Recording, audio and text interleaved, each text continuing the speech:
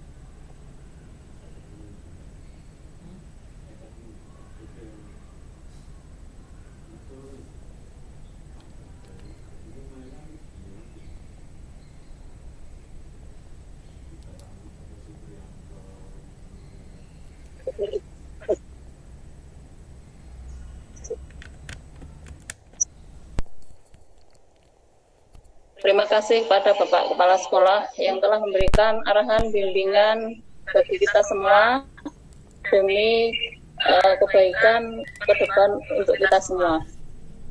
Untuk mengisi acara yang selanjutnya, yaitu acara yang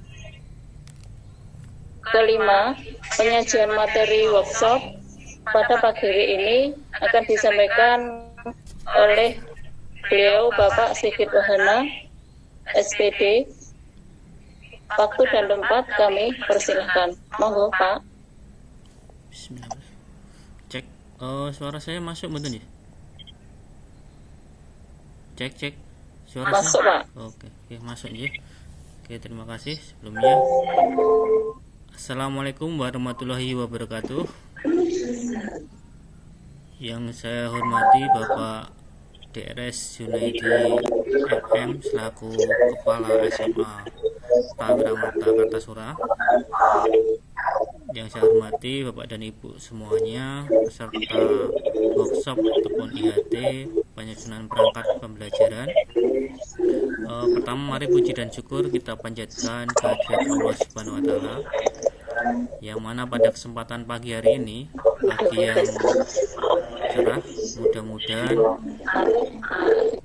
mudah-mudahan kegiatan ini dapat berjalan dengan lancar. Mudah-mudahan kita semua diberikan kesehatan oleh Allah Subhanahu wa Ta'ala.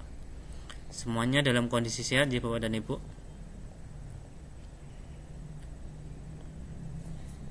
Mudah-mudahan kita semua dalam kondisi sehat.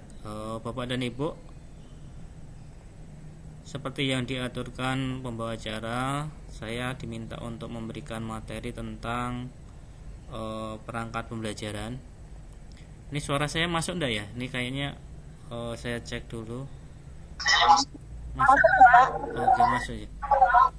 Masuk Pak. Oke, nanti kalau suara saya ataupun gambarnya tidak muncul, nanti tolong memberikan informasi ya. Karena ini mungkin juga terkendala sinyal juga. Tadi saya sempat terputus keluar itu tadi karena sinyal di ruangan hilang. Ini saya pindah ruangan mencari kondisi sinyal yang bagus. Mudah-mudahan nanti dapat berjalan sesuai dengan rencana. Bapak dan Ibu yang saya hormati, tidak usah berpanjang-panjang, kita langsung saja ke materi. Bapak dan Ibu, saya akan menampilkan PPT saya, nanti bisa dicek sudah masuk atau belum. Kalau belum, nanti kita tunggu dulu. Ini saya coba share dulu.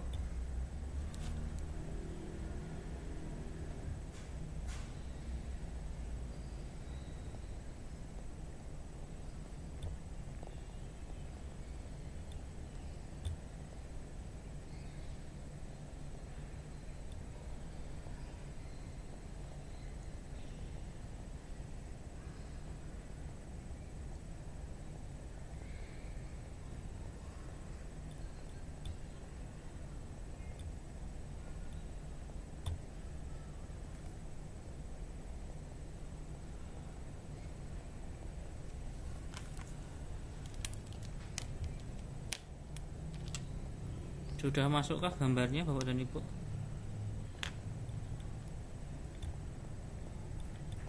Ampun Pak.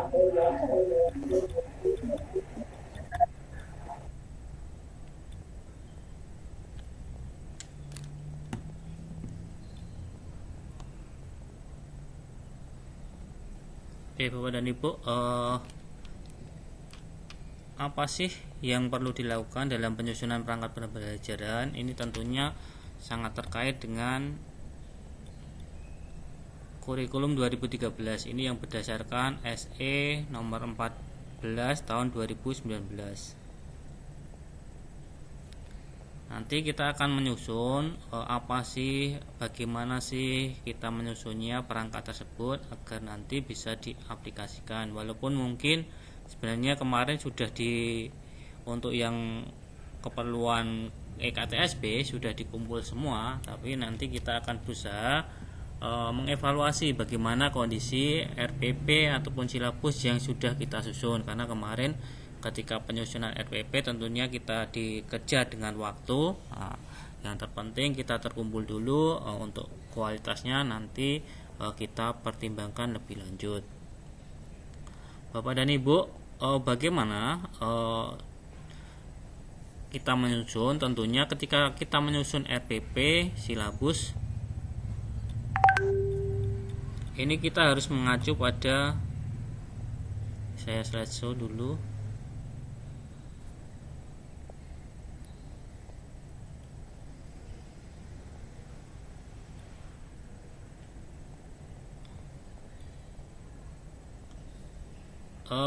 Dasar hukum yang kita gunakan untuk menyusun RPP, silabus, kegiatan pembelajaran itu sebenarnya ini Bapak dan Ibu.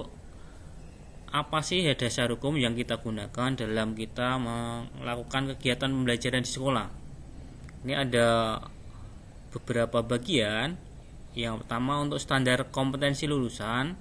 Standar kompetensi lulusan itu yang menjadi dasar hukumnya adalah Permendikbud nomor 54 tahun 2013. Yang ini disempurnakan ataupun dilengkapi oleh Permendikbud nomor 20 tahun 2016. Kemudian untuk standar isi Bapak dan Ibu, standar isi nanti kalau mau ngecek KI, KD itu di Permendikbud nomor 21 tahun 2016. Tentu ini penyempurnaan juga, nanti dilengkapi dengan Permendikbud nomor 59 tahun 2014. Kemudian Permendikbud nomor 64 tahun 2013. Ini untuk standar isi. Jadi nanti kalau Bapak dan Ibu mencari KI-KD-nya di mana, KI-KD-nya apa, itu nanti silakan dibuka ini Permendikbud 21 tahun 2016. Kemudian untuk standar proses ini yang perlu kita kerjakan kali ini, nanti yang akan kita coba IHT-kan, kita lakukan workshop ini, itu adalah dasar hukumnya Surat Edaran nomor 14 tahun 2019. Ini nanti Bapak dan Ibu tentu kemarin sudah banyak mengenal. Kemudian Permendikbud nomor 22 tahun 2016 itu tentang standar proses. Kemudian Permendikbud nomor 103 tahun 2014, Permendikbud nomor 65 tahun 2013. Ini untuk dasar hukumnya, kita menyusun nanti silabus dan RPP. Kemudian untuk standar penilaian ini nanti di RPP kita kan ada penilaian. Nah, nanti kita mengacunya ke sini, Permendikbud nomor 23 tahun 2016. Di situ banyak bagaimana kita melakukan penilaian, prosesnya seperti apa, prosedurnya seperti apa, langkah-langkahnya, kemudian instrumennya seperti apa, itu dijelaskan di sana.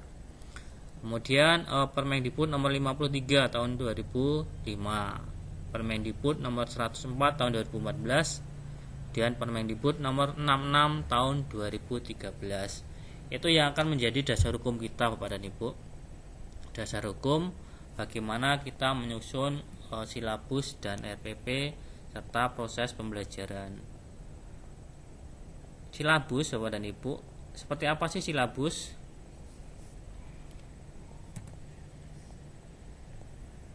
Nah, ini pengertian dari silabus, Bapak dan Ibu. Silabus itu apa? Silabus adalah rencana pembelajaran pada suatu mata pelajaran yang mencakup kompetensi inti, kompetensi dasar, indikator pemenuhan kompetensi atau IPK, materi pembelajaran, kegiatan pembelajaran, penilaian, alokasi waktu, dan sumber belajar. Jadi di dalam silabus itu harus ada ini, Bapak dan Ibu. Harus ada komponen-komponen ini. Karena kemarin banyak juga yang silabusnya masih baru 3 kolom. 3 kolom itu berarti masih langsung yang dari kementerian. Itu artinya belum dikembangkan oleh Bapak dan Ibu. Jadi nanti Bapak dan Ibu mengembangkan berdasarkan ini tadi, berdasarkan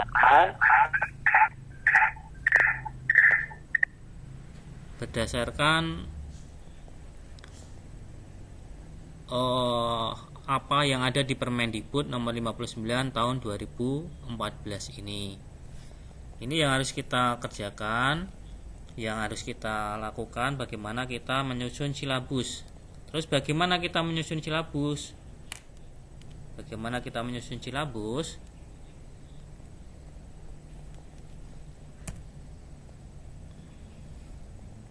Ini langkah-langkahnya, Bapak dan Bu. Langkah-langkah ketika kita akan menyusun silabus. Nah, langkah yang pertama, Bapak dan Ibu, kita mengkaji dulu KI, KD-nya seperti apa. Karena nanti ini sangat mendasar ke bawah. Bagaimana kita mengkajinya? Tentunya kita lihat dari Permendikbud. Jadi Permendikbud yang tentang standar isi. Itu ada di sana. Kita tinggal breakdown saja, kita kaji. Kemudian setelah kita kaji KI-KD-nya, kita identifikasi materi atau pokok pelajaran yang sesuai dengan KI dan KD-nya tadi. Setelah kita mengkaji materi-materi yang bisa dimasukkan dalam KD itu, kita mengembangkan kegiatan pembelajarnya. Kegiatannya mau dibuat seperti apa?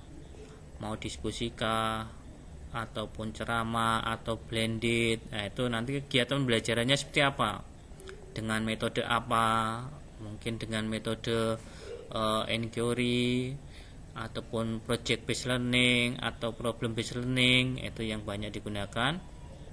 Nah, itu kita identifikasi berdasarkan KI-KD tadi, kemudian materi.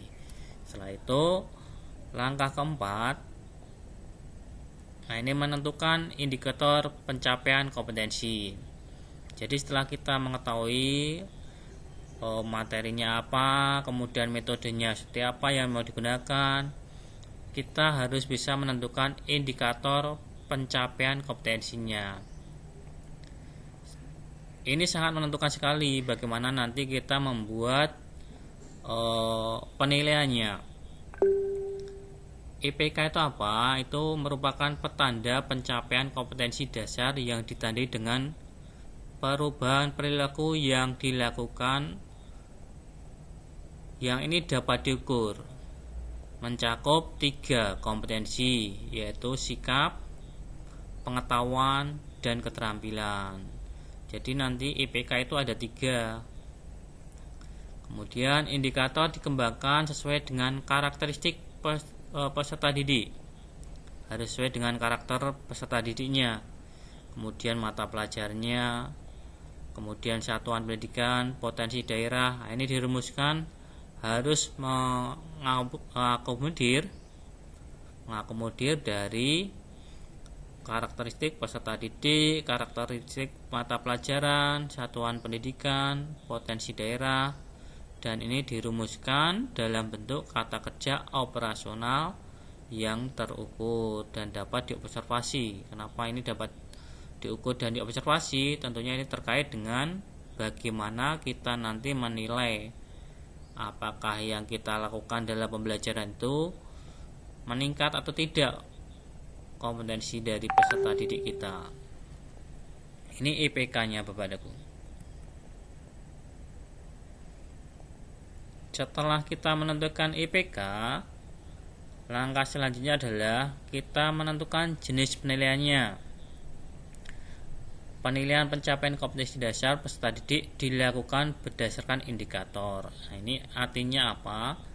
Ketika indikator sudah ada, nanti kita bisa menentukan. Untuk menentukan indikator A misalnya, itu jenis penilaiannya kita gunakan apa? Tentunya misal kalau di pengetahuan, nanti jenis penilaiannya bisa ujian tertulis, ujian lesan, mungkin dengan tugas itu. Kalau penilaian sikap, tentu ada observasi, kemudian ada jurnal. Nah, itu. Keterampilan, keterampilan ada project, ada portofolio, itu jenisnya seperti itu. Penilaian dilakukan dengan menggunakan tes ataupun non tes. Ini penjelasan dari yang di atas tadi. Intinya ketika kita melakukan penilaian, di sana kalau di indikator hanya ada 3 kompetensi, ada sifat, pengetahuan, keterampilan. Tentunya nanti di penilaiannya juga harus minimal ada 3 itu, 3 instrumen apa yang mau digunakan untuk mengungkap IPK tadi. Itu tentang jenis penilaiannya Bapak dan Ibu. Setelah jenis penilaiannya kita identifikasi, kita sudah ada, langkah selanjutnya adalah menentukan alokasi waktu. Kalau alokasi waktu ini dipertimbangkan tentu dari kalender akademik. Nah, kalender akademik kemudian dilihat juga jam pelajaran kita di struktur kurikulum itu ada berapa jam. Nah, itu nanti alokasi waktunya kita tentukan dari tiap-tiap kadi. Setelah alokasi waktu kita tentukan, langkah selanjutnya adalah menentukan sumber belajarnya. Sumber belajar itu apa? Sumber belajar adalah rujukan, kemudian objek dan atau bahan yang digunakan untuk kegiatan pembelajaran yang berupa media cetak, elektronik, narasumber, serta lingkungan fisik, alam, sosial, dan budaya. Jadi kita mengakomodir semua sumber belajar. Bisa tidak hanya satu sumber belajar untuk satu KD, kita bisa kombinasikan mungkin dari buku rujukan, kemudian dari media cetak, dari internet. Nah, itu kita gabungkan. Kalau memungkinkan juga kita bisa mendatangkan narasumber misal orang-orang yang sudah sukses itu sebagai bahan pembelajaran. Misalnya kalau di prakarya ataupun kewirausahaan itu ada kita mendatangkan pengrajin. Nah, itu suruh cerita bagaimana membuat sesuatu barang, kemudian bagaimana mempromosikan, itu masuk di narasumber, bisa kita gunakan sebagai sumber belajar. Tinggal mereka yang sukses ini kita ajak ke kelas ataupun mungkin di kelas besar, nanti dikasih waktu untuk menceritakan bagaimana bisa sukses dari awal sampai akhir. Ini sumber-sumber belajar yang bisa kita gunakan. Jadi sumber belajar tidak hanya tergantung dari buku saja. Ini bisa kita kembangkan. Apalagi sekarang kan media online sangat banyak. Kita bisa menggunakan kayak ini Google Meet. Nah, ini nanti untuk mendatangkan narasumber suruh cerita itu bisa. Mungkin kalau ada yang kenalan yang sudah sukses menjadi dokter ataupun mungkin pengusaha, itu bisa suruh cerita lewat Zoom. Anak-anak bisa mendengarkan bagaimana cerita-ceritanya. Ini salah satu sumber belajar yang dianjurkan untuk agar pembelajaran kita bisa akomodatif, bisa sesuai dengan perkembangan zaman. Karena kalau kita textbook saja, kadang yang di buku itu materinya sudah nggak up to date, mungkin kurang disesuaikan, bisa harus disesuaikan dengan kondisi yang ada di lapangan. Karena kita menyiapkan anak-anak untuk 3 tahun, 5 tahun ke depan, bukan menyiapkan saat ini. Kurikulum dibuat mungkin untuk kegiatan saat ini, tetapi kita juga perlu menyiapkan peserta didik untuk 5 tahun, 10 tahun ke depan. Caranya bagaimana? Ya kita bisa mengoptimalkan yang ada lingkungan kita, mungkin dari media cetak, elektronik itu. Kalau tidak bisa mendatangkan dari narasumber, kita bisa menggunakan media dari YouTube banyak. Nah, itu kisah-kisah sukses, bagaimana proses pembuatan suatu barang. Nah, itu bisa kita gunakan sebagai sumber belajar. Ini bagaimana kita menentukan sumber belajar. Oke, Bapak dan Ibu, di sini adalah format yang diminta dari cabang Dinas Pendidikan atau Dinas Kebudayaan Provinsi Jawa Tengah, format dari sebuah silabus. Ini untuk kepentingan kemarin KTSP ya. Tentu nanti ke depan diharapkan semua silabus seperti ini. Ini kita tidak membebani. Yang jelas Bapak dan Ibu diminta untuk membuat ini, dan ini sudah tugas rutin. Insya Allah sudah ada, tinggal kita sesuaikan dengan kondisi kita, kondisi sekolah kita. Nah, ini harus kita sesuaikan dengan kondisi. Di sini ada beberapa kolom. Yang pertama yang di atas, yang di sini adalah identitas, ya. Ini untuk melihat ini silabus milik siapa, mapal apa, kompetensinya apa. Ini dari sini ada nomor, kemudian kompetensi dasar. Ini memuat KD hasil penjabaran dari KI yang telah dirumuskan dalam SI. Kemudian ada IPK. Ini IPK-nya seperti apa? Kemudian materinya tentang apa untuk masing-masing KD ya. Ini kemudian menentukan alternatif kegiatannya seperti apa, kegiatan pembelajarannya, nanti urutannya seperti apa kegiatannya.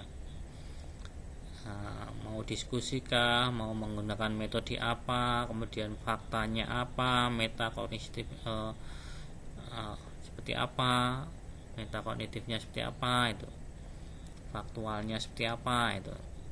Kemudian ada penilaian, bentuk penilaiannya apa, nanti kan ada penilaian ujian tertulis, ada portofolio, nah itu seperti itu, ada praktek ataupun project gitu ya. Kemudian alokasi waktu, ini berapa jam gitu kan. Dan sumber belajarnya, nanti sumber belajarnya silakan dioptimalkan yang ada. Kemudian ini RPP Bapak dan Ibu, RPP nya seperti apa. Oke Bapak dan Ibu, sebelum ke RPP ini saya ada sedikit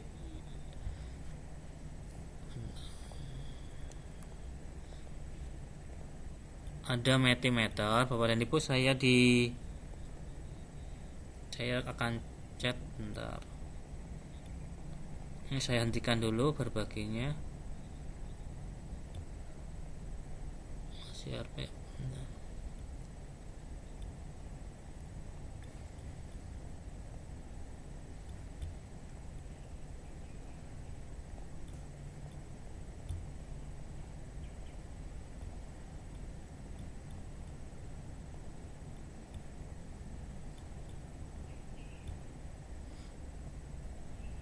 Oke, jadi ini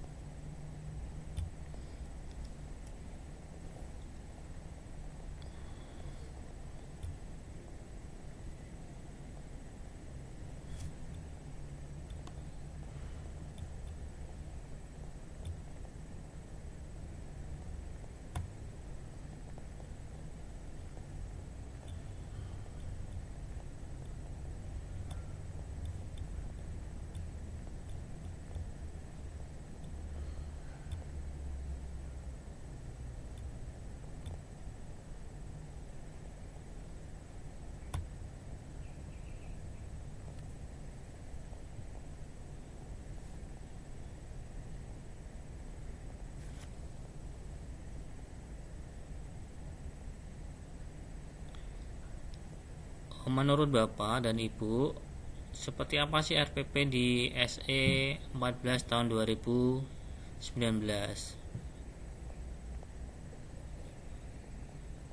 Bentar, ini nunggu sebentar Bapak dan Ibu.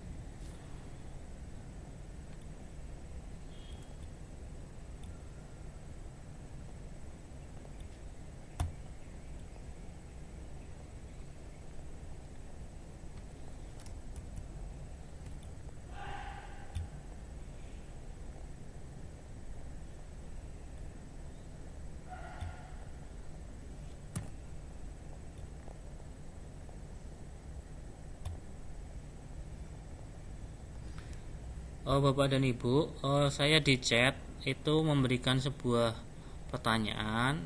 Nanti silakan bisa dijawab melalui aplikasi itu. Nanti akan saya perlihatkan seperti apa sih hasilnya di chat room ya.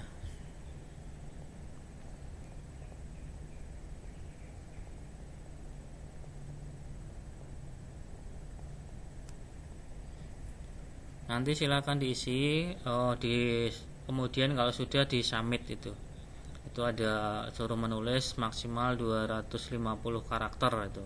Nah, nanti silakan ditulis sepengetahuan Bapak dan Ibu apa sih dan bagaimana itu RPP menurut SE 14 tahun 2019.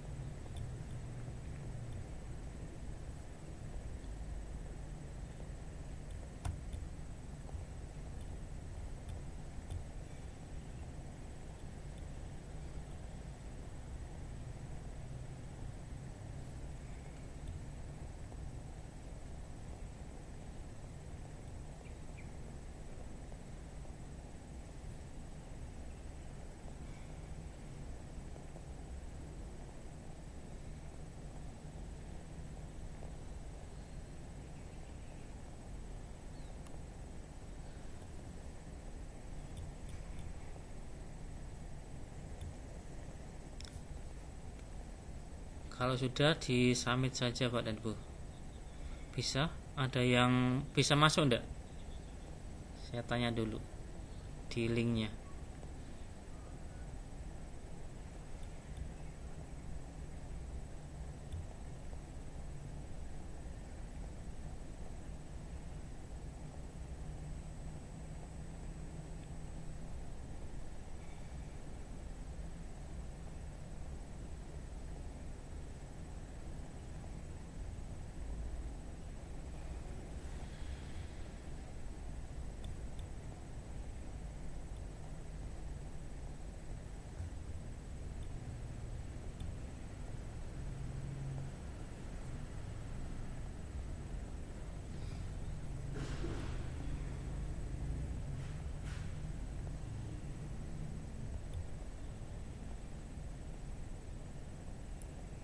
Jadi ini aplikasi Mentimeter Bapak dan Ibu, sebagai salah satu media kita untuk mengetahui ataupun bisa nanti sebagai kuis di peserta didik itu bisa kita gunakan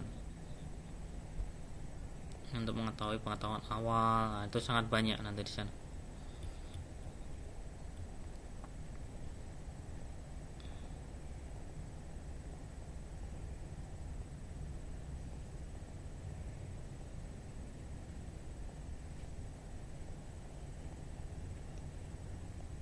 Nah, nanti di Bapak dan Ibu kan ada ini tampilannya bagaimana pembelajaran kurikulum 2013 sesuai SE 14 tahun 2019. Nah, ini sudah ada yang menjawab ini Bapak dan Ibu. Nanti kalau semisal ini mau dikasih nama itu ya tidak apa-apa. Ini ada yang menjawab ini RPP dilakukan dengan prinsip efisien. Ini baru 3 yang menjawab ya. Nanti bisa ini Bapak dan Ibu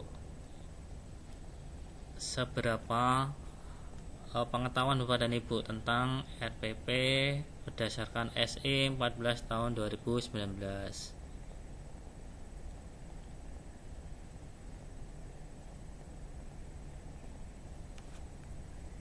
Oke, silakan diisi dulu.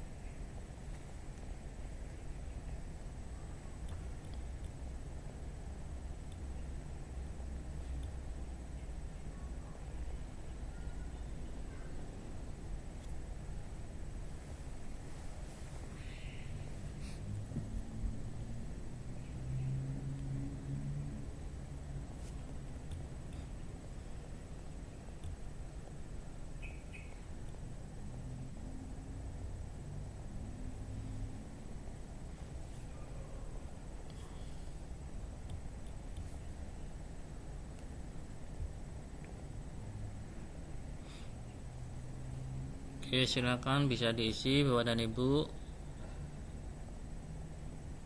Menurut Bapak dan Ibu, bagaimana pembelajaran kurikulum 2012 sesuai dengan SE 14 tahun 2019?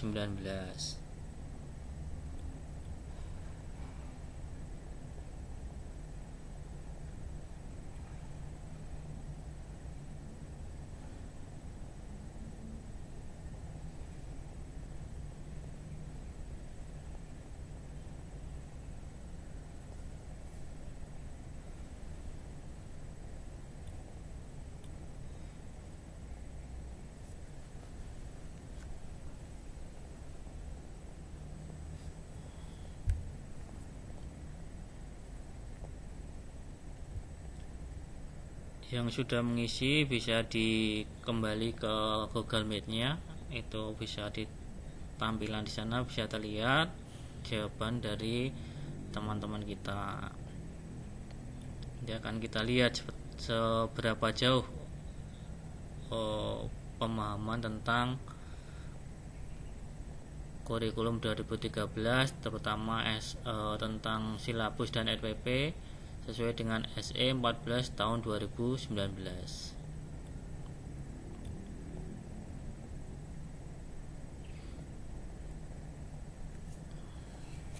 Oke, Bapak dan Ibu, ini saya bacakan dari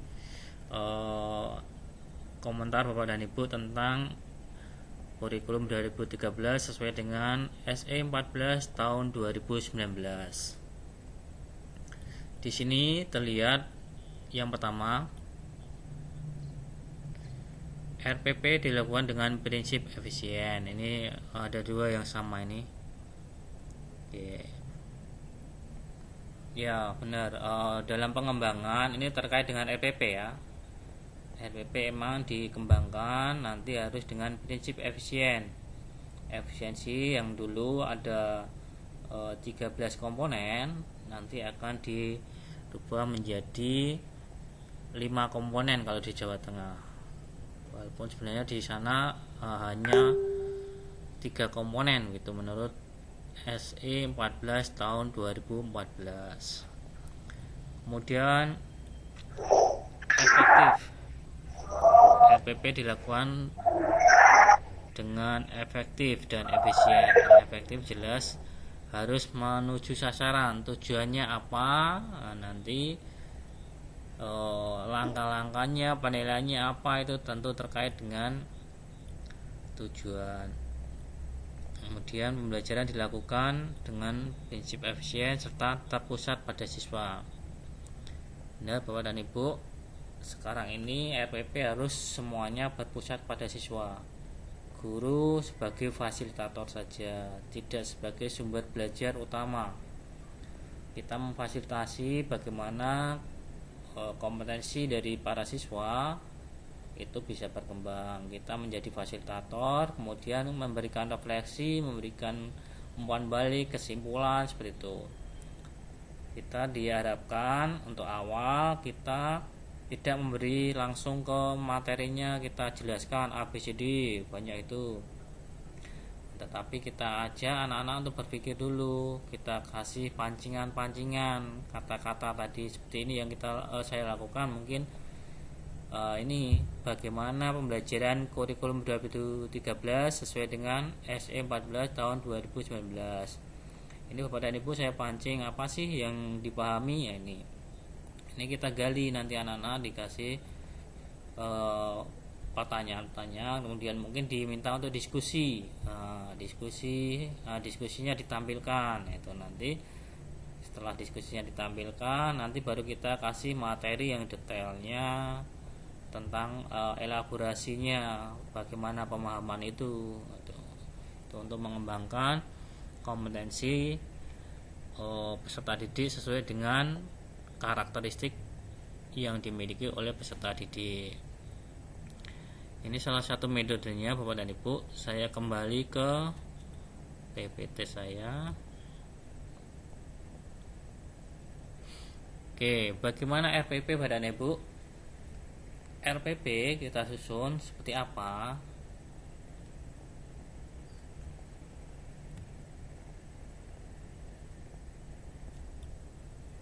Oke, ini yang pertama Pak dan Ibu, pengertian dulu. Pengertian RPP. RPP adalah rencana kegiatan pembelajaran tatap muka untuk satu pertemuan atau lebih. Jadi RPP bisa digunakan untuk 2 pertemuan, 3 pertemuan gitu ya.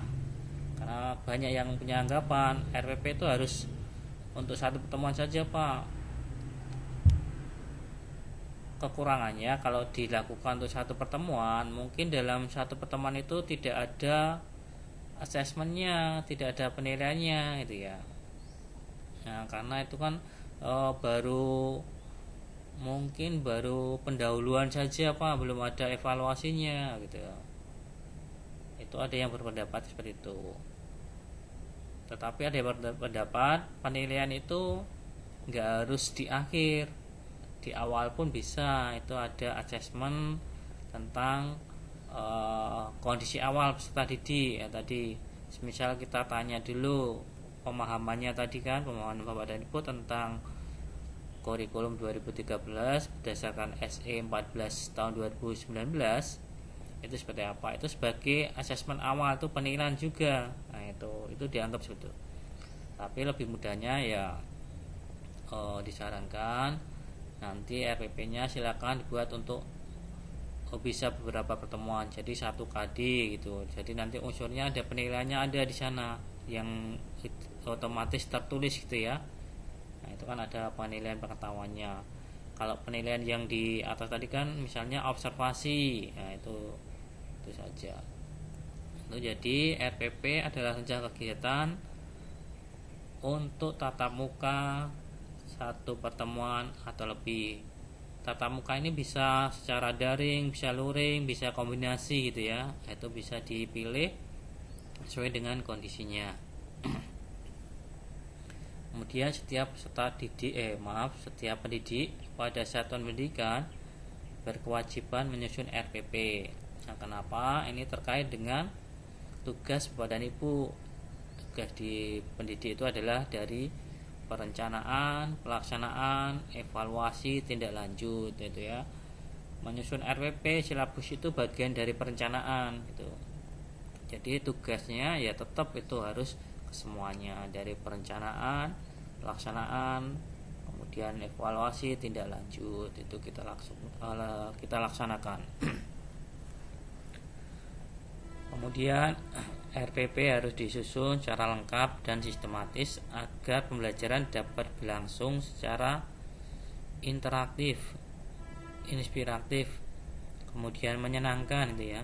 Nah, jangan sampai nanti pembelajaran membuat peserta didik menjadi takut gitu masuk ke sekolah gitu ya.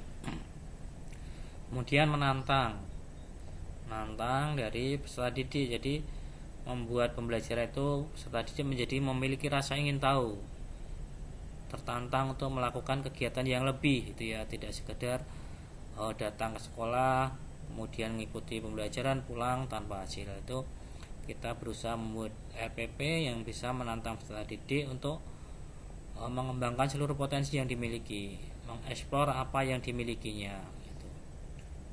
Kemudian efisien ya, tentunya RPP harus tadi yang 13 komponen bisa disederhanakan menjadi 5 komponen. Tapi kalau Bapak dan Ibu pengen lengkap ya silakan, yang sudah 13 ya tidak apa-apa, yang penting 5 komponen itu harus ada. Kemudian itu bisa memberikan motivasi ya, di sana ada motivasinya. Motivasi itu dalam pembelajaran bisa dalam bentuk umpan balik kita. Ketika ada peserta didik memberikan materi, memberikan tanggapan, kita memberikan suatu umpan balik, misalnya dengan kata-kata yang pujian. Kemudian nanti setelah ada pujian, nanti dikasih bagaimana sih sebaiknya. Nah, itu misalnya udah bagus, tetapi ini dalam hal A ini kamu masih perlu ditingkatkan untuk ini gitu. Jangan sampai nanti kita mengejas anak, oh itu salah, itu jangan. Nah itu kita berikan disanjung sebentar nanti, tetapi kemudian diberi kritikan apa yang membangun. Jangan sampai kritikan ataupun saran itu yang menjerumuskan atau malah membuat anak tidak termotivasi gitu. Kemudian nanti ini bisa RPP membuat peserta didik itu aktif itu ya. Tadi diharapkan kita guru itu sebagai fasilitator, jadi yang aktif peserta didik. Nah, otomatis dengan kegiatan ini nanti prakarsa dari peserta didik, kreativitas, kemandirian itu akan berkembang.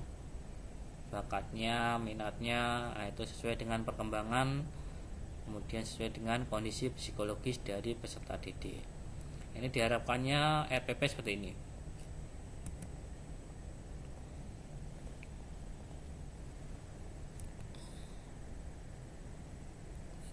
Ini tadi sudah Oke, inti dari SE 14 tahun 2019 ini yang Bapak dan Ibu tadi sudah sampaikan di Mentimeter. Itu dalam kebijakan baru tersebut, guru secara bebas dapat memilih, kemudian menggunakan dan mengembangkan format RPP. Jadi formatnya sebenarnya belum dipastikan ini salah ini benar. Nah, yang penting formatnya itu memuat 3 komponen inti minimal itu ya. Kalau lebih ya boleh, tidak masalah. Jadi 3 ini harus ada. Yang pertama adalah tujuan pembelajaran. Tujuan pembelajarannya seperti apa, kemudian kegiatan pembelajaran dan assessment. 3 ini harus ada. Penulisan RPP dilakukan secara efektif dan efisien. Ini dalam segi penulisannya tadi sudah saya jelaskan. Efisien ya tadi dari 13 dirubah menjadi 3 komponen. Kemudian efektifnya itu tujuan dan kegiatan di bawahnya harus sinkron itu ya, efektif. Jadi menggambarkan bagaimana mencapai tujuan dari pembelajaran itu. Ini efisien dan efektifnya. Apakah cukup 1 halaman? Ya kalau semisal nanti bisa 1 halaman ya silakan, tetapi kalau tidak bisa 2 halaman itu tidak masalah. Ini tidak harus mengacu harus 1 halaman. Kalau tidak 1 halaman salah, itu tidak benar.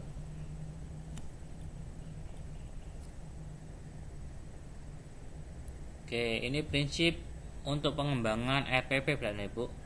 Bagaimana kita mengembangkan RPP? Yang pertama adalah kita memperhatikan perbedaan individu. Nah, ini jadi karakteristik peserta didik dari individu yang kita beri materi itu kita perhatikan bagaimana kondisinya. Dia anak yang pinter atau bodoh, atau mungkin dari segi fisiknya yang pakai kacamata atau tidak. Itu harus mengakomodir itu. RPP harus mengakomodir. Kita buat pertama ya jelas untuk rata-rata. Nanti kalau ada yang kurang ya itu kita beri remedial, kalau yang lebih kita berikan pengayaan gitu. Kemudian prinsipnya yang kedua, partisipasi aktif peserta didik. Jadi RPP diharapkan bisa membuat partisipasi aktif dari peserta didik. Kegiatan bisa diarahkan untuk yang misalnya banyak diskusi, banyak membuat project based learning, project based learning ataupun problem based learning, itu bisa diarahkan ke sana. Jadi guru sebagai fasilitator, kita memberikan umpan balik dari apa yang dilakukan peserta didik. Kemudian berpusat pada peserta didik. Semuanya diarahkan pada berpusat pada didik. Artinya setiap yang kita lakukan itu orientasinya adalah perkembangan potensi peserta didik. Gitu ya. Apa potensi yang ada yang perlu dikembangkan, kompetensi inti apa yang perlu dikembangkan, sehingga semuanya diarahkan dari bagaimana kita memerdekakan peserta didik. Peserta didik bebas untuk berkreasi, tetapi tetap kita sebagai guru menuntunnya.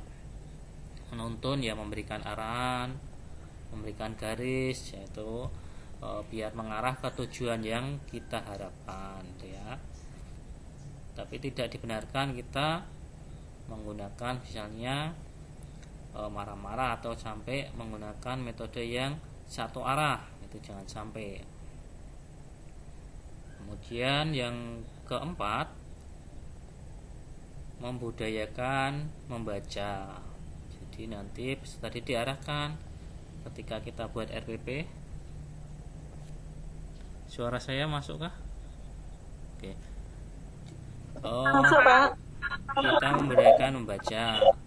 Artinya setiap kegiatan itu diharapkan ada kegiatan literasinya. Literasi sangat banyak ya Bapak dan Ibu. Literasi ada digital, ada langsung misalnya yang membaca langsung, ataupun kita mendengarkan video, mendengarkan audio, kemudian melihat video. Nah, itu literasi juga. Nah, kita perlu kembangkan ini terkait dengan nanti ke depan tentunya dengan asesmen nasional yang mengutamakan literasi dan numerasi itu. Ya, salah satunya kegiatan yang perlu kita giatkan adalah dengan literasi ini. Kemudian ada umpan balik. Ini sangat vital Bapak dan Ibu, bagaimana kita memberikan umpan balik. Umpan balik yang kita berikan itu akan sangat membekas di anak itu ya. Jadi diusahakan untuk umpan balik itu bisa memberikan motivasi biar anak itu berkembang. Umpan balik yang mendidik, yang istilahnya memberikan kritikan, tetapi kritikan yang membangun biar nanti membuat motivasi anak semakin meninggi untuk mempelajari hal-hal baru gitu ya. Itu umpan balik seperti itu. Kemudian ada prinsip selanjutnya adalah keterkaitan dan keterpaduan. Jadi nanti sangat terkait, kita harus mengakomodir dari kepentingan dari lingkungan kita, dari sekolah kita, dikaitkan dengan kondisi yang faktual yang ada dan harus terpadu. Terpadu antar komponen bisa dijadikan satu sistem yang integral gitu ya. Kemudian kalau mengakomodir tematik terpadu ini cenderung ke siswa yang di bawah kita ya, di SD itu ada tematik seperti itu. Ini prinsip-prinsip dalam pengembangan RPP yang harus kita lakukan.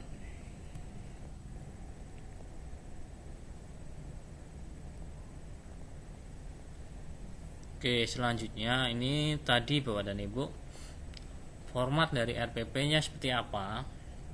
Ini perbandingan yang Permen 22 tahun 2016, kemudian SE 14 tahun 2019. Formatnya di SE ini ada tujuan pembelajaran, kegiatan pembelajaran, kemudian assessment. Bagaimana formatnya, bagaimana penyusunannya, bagaimana modelnya ini. Ini sangat penting kita pelajari. Ada 3 komponen utama Bapak dan Ibu. Yang pertama adalah tujuan, kemudian langkah pembelajaran, kemudian penilaian atau assessment. Tapi di Jawa Tengah ditambah dengan identitas dan lampiran. Apa sih tujuan pembelajaran? Tujuan pembelajaran adalah sasaran yang ingin dicapai peserta didik pada proses pembelajaran. Ya. Kemudian tujuan pengajaran atau pembelajaran diterjemahkan dari kurikulum yang digunakan oleh sekolah dalam prakteknya. Guru perlu melakukan upaya melibatkan murid untuk mengubah tujuan pengajaran menjadi tujuan belajar. Apa yang ingin dicapai siswa selama satu atau sejumlah pertemuan. Jadi tujuan pembelajaran itu sudah ada, kita lihat dari KIKD duluan. Nah, setelah ada tentunya itu bisa kita tambahkan juga. Nanti kalau ketika dalam pembelajaran kita sampaikan tujuan dari KD ini seperti ini nih, A, B, C, D, E itu kan. Nah, mungkin perlu ditambahkan. Nah, itu ada saran dari siswa, mungkin ada yang menyampaikan itu tujuannya kurang, itu bisa, tetapi tetap harus dipertimbangkan, harus dikaji benar enggak itu masukan itu gitu. Kalau benar ya nanti bisa di tujuan itu bisa ditambahkan untuk yang ke depan, RPP yang tahun depan itu ada revisi, yaitu namanya perkembangan RPP tiap tahun kan kita revisi sesuai dengan kondisi. Walaupun KI-KD-nya sama, tentu nanti tujuannya bisa berbeda gitu ya. Tiap tahun bisa berbeda karena disesuaikan dengan kondisi yang faktual yang ada. Ini tentang tujuan pembelajaran.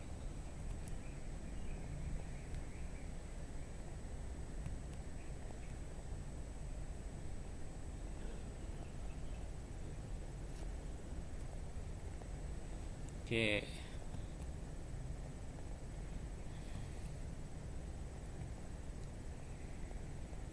Tujuan pembelajaran. Bagaimana kita merumuskan tujuan pembelajaran, Bapak dan Ibu? Tujuan pembelajaran itu dirumuskan berdasarkan KD, itu dilihat KD-nya. KD-nya tentu kita lihat dari Permendikbud yang ada. Kemudian dalam penyusunan tujuan itu menggunakan kata kerja operasional yang dapat diamati dan diukur. Ini harus diamati, bisa diamati dan diukur. Kenapa? Ya tentunya ini terkait dengan penilaiannya. Kalau tidak bisa diamati dan diukur, bagaimana kita melihat kualitas pembelajaran kita? Bagaimana kita mau melihat perkembangan peserta didik kita, itu kan? Ini kata kerja operasional tentunya kita lihat dari IPK-nya nanti. Itu kita lihat IPK-nya seperti apa, itu kita turunkan menjadi kata kerja operasional. Kalau di level itu kan ada level C1 sampai C6, ataupun ketika kita menulis itu ada soal, itu ada yang soal yang lot sampai HOTS, itu nanti dilihat kata kerja operasionalnya di sana. Kemudian tujuan pembelajaran itu mencakup tiga kompetensi: pengetahuan, keterampilan, dan sikap. Nah, ini untuk sikap itu mungkin ada mata pelajaran yang tidak ada penilaian sikapnya. Nah, itu karena di penilaian sikap yang secara tertulis itu kan cuma di pendidikan agama dan budaya pekerti dan PPKN. Tetapi kalau guru yang lain bisa menilai sikap, tetapi nanti tidak dimasukkan di rapot gitu ya. Nanti yang memberi nilai adalah wali kelas gitu ya. Itu kita melakukan penulisan tujuan pembelajaran itu ada 3 kompetensi itu. Kemudian tujuan pembelajaran ini bisa menggambarkan nanti bagaimana proses kegiatan pembelajarannya dilaksanakan, bagaimana hasilnya. Misalnya kalau di sini nanti bisa dengan menggunakan dengan metode project based learning, siswa dapat dapat ngapain, itu kan bisa. Itu metodenya, pendekatan yang kita gunakan. Model-modelnya itu yang kita gunakan, itu bisa menggambarkan di sana di tujuan itu. Itu tujuan pembelajaran. Kemudian bagaimana kita menulisnya, Bapak dan Bu? Ketika kita menulis tujuan pembelajaran itu bisa kita tulis dengan ini metode. Kalau dulu kita kuliah ada metode ABCD ya. Itu tentu Bapak dan Ibu kenal dengan metode ini.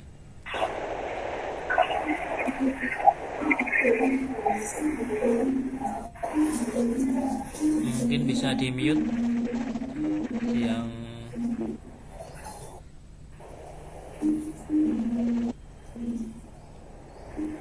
A-nya apa, Bapak dan Ibu?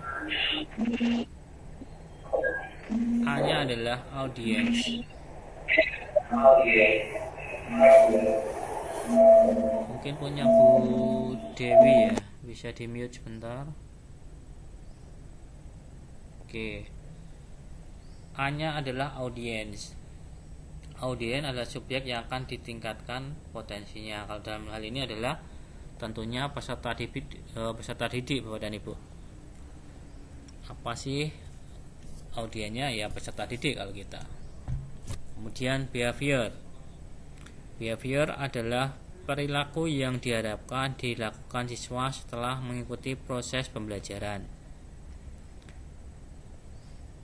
Kemudian rumusan perilaku ini mencakup dua bagian, yaitu kata kerja aktif transitif dan objeknya. Jadi behavior itu kan tingkah laku atau perilaku yang diharapkan berkembang gitu ya setelah adanya proses pembelajaran. Penulisannya bagaimana? Ini salah satu contohnya nih. Ada dua contoh. Siswa dapat menyebutkan prinsip induksi matematika. Ini untuk matematika ya. Ini menyebutkan, ini kan adalah kata kerja aktif transitifnya. Kemudian prinsip induksi matematika ini adalah objeknya. Kemudian ini ada siswa dapat mencontohkan ini kata kerja aktif transitifnya. Himpunan dan bukan himpunan itu tentunya terkait dengan materinya itu ya. Itu kita lihat nanti dari EPK-nya. EPK-nya tentang apa? Ini bisa dikaitkan di sana di behaviornya.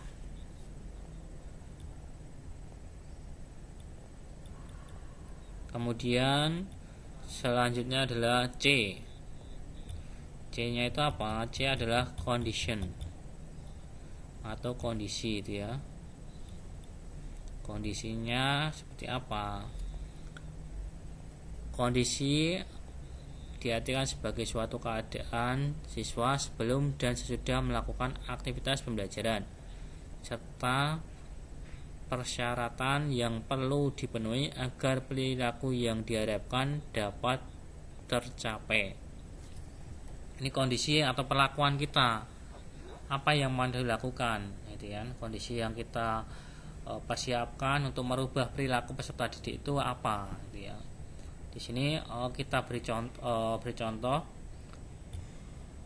diberikan beberapa pernyataan. Jadi guru memberikan beberapa pernyataan, kemudian peserta didik mampu menentukan nilai kebenaran dari pernyataan tersebut secara tepat, kan? Ini yang menentukan ini adalah ini yang pertama, ini kondisinya diberikan pernyataan ini. Mungkin kita dengan misalnya dengan metode project based learning, peserta didik buat ngapain itu. Kemudian mungkin dengan kerja praktek di laboratorium, peserta didik dapat ngapain itu kan. Kemudian ini kan ada lagi melakukan pengamatan lingkungan sekitar, itu dengan melakukan pengamatan di lingkungan. Nah, peserta didik mampu menyebutkan 3 contoh pernyataan sederhana beserta narasinya. Ini jadi kondisinya yang di sini Bapak dan Ibu. Apa sih yang kita lakukan? Apa sih yang kita treatmentkan ke peserta didik? Ini didetailkan. Ini kondisinya. Jadi ada 4 tadi ABCD. Ini yang ketiga kondisi. Kemudian yang keempat terakhir adalah degree. Degree itu adalah batas minimal tingkat keberhasilan yang harus dilakukan atau dipenuhi oleh peserta didik untuk mencapai perilaku yang diharapkan. Ini contohnya, ini setelah mengamati video pembelajaran terkait jaring-jaring gubus, siswa dapat memberi contoh jaring-jaring gubus yang lain minimal 2 contoh. Ya, ini adalah yang di sini minimal 2 contoh ini. Ini degree-nya yang di sini. Kalau ini nggak bisa ya nanti ini yang paling bawah ini. Setelah melakukan percobaan membuka jaring-jaring balok, siswa dapat menemukan rumus luas permukaan balok secara tepat atau dengan tepat. Ini ada kata-kata ini, dengan tepat, dengan baik, sesuai. Nah, itu degree-nya di situ. Jadi nanti ada dalam penulisan tujuan itu ada ABCD itu 4 itu tadi. Audience, behavior, condition, kondisi, kemudian degree atau tingkat pencapaiannya. Itu ketika kita menulis tujuan Bapak dan Ibu. Ini contohnya Bapak dan Ibu. Contoh bagaimana kita menulis tujuan. Contoh ini tidak urut ABCD tidak apa-apa, ini salah satu contoh aja. Ini contoh diberikan beberapa pernyataan, peserta didik mampu menentukan nilai kebenaran dari pernyataan tersebut secara tepat. Mungkin kalau di kita misalnya dengan peserta didik diberikan metode project based learning, peserta didik mampu menentukan nilai kebenaran pernyataan tersebut secara tepat. Nah, ini nanti bisa disesuaikan. Jadi nanti di sini metodenya atau kita lakukan apa, pendekatannya seperti apa, kemudian peserta didik, kemudian mampu apa. Ini mampu ini tentunya terkait dengan IPK-nya. Secara tepat, secara benar, ini terkait dengan degree-nya. Ini yang ABCD lagi, ini kan peserta didik dapat menyebutkan karakteristik segitiga minimal 3. Kemudian ketika diperlihatkan 10 macam segitiga dengan benar. Ini contohnya. Nanti silakan dikembangkan sesuai dengan KD Bapak dan Ibu.